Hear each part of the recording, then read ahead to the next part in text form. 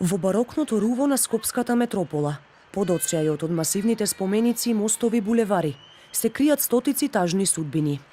Во центарот на градот, а сепак скриени од очите на јавноста, живеат како чергари.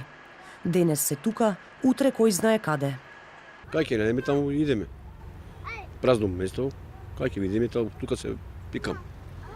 Сенат живее на кејот на Вардар во центарот на градот. Во импровизирана шупа живее со десетина членови на неговото семејство. Фамилиарен бизнис им се пластичните шишиња, кои ги собираат на секаде низ градот. Во тоа помагаат и најмалите. Работиме по карта, по шишина. Сега дојдев од кан тебе позади количката. Отиде во дверот, најдев нешто да правам за моите деца. Да. Али лобрето лело. Што да правиме што немаме кај да одиме. Децата не одат на училиште, иако дел од нив досега требало да почнат. Затоа со посебна радост чекаат да дојде петок, кога ја посетуваат детската амбасада Меѓеши, која ја доживуваат како училиште. Децата кои доаѓаат во нашиот дневен центар е многу малку што може една граѓанска организација да направи за да го реши проблемот со деца на улица кои секој ден ги има од 500 до 2000 низ целата држава.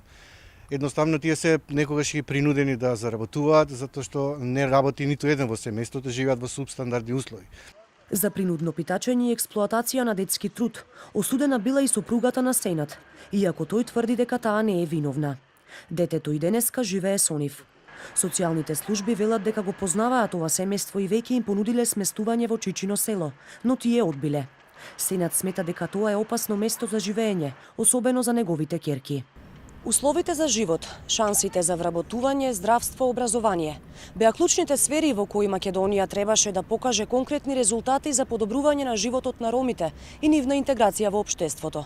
Меѓутоа, последните истражувања од ефектите од познатата декада на ромите се поразителни, односно покажуваат дека во последниве десетина години скоро ништо и да не се променило. Од Народното правобранителство алармираа дека за вистински промени требаат пари, а велат стратегијата за интеграција на ромите досега во најголем дел се правела со проекти од странски донации. А за вистински промени треба многу работа, потенцираат и од детската амбасада. Вработување барем на еден од семејството, со вклучување на деца во рана возраст во градинка, со бенефиции од локалната самоуправа и социјални одговорни предпријатија, обувки, облеки и така натаму, и секако здравствена нега и грижа која треба да ја имаат и да се евидентираат во извод од матична книга на родените. Од Министерството за социјала уверуваат дека детската сиромаштија им е приоритет број 1 и дека подготвиле темелна реформа на социјалниот систем и детската заштита. Најавуваат повисока социјална помош, вработување на ранливите и повисок детски додаток.